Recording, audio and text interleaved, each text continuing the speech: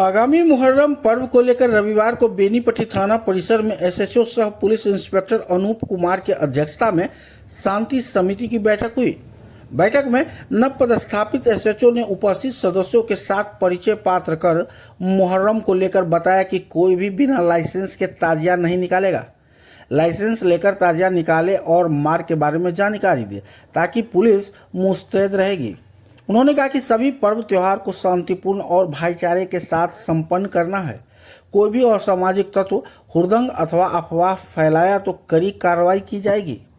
SHO ने सभी सदस्यों को सोशल मीडिया पर किसी भी तरह की सूचना का पहले सत्यापन करने की अपील की।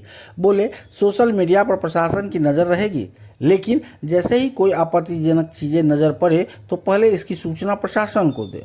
इस दौरान एसएचओ सह पुलिस इंस्पेक्टर ने क्षेत्र में होने वाले मुहर्रम और ताजिया की जानकारी ली।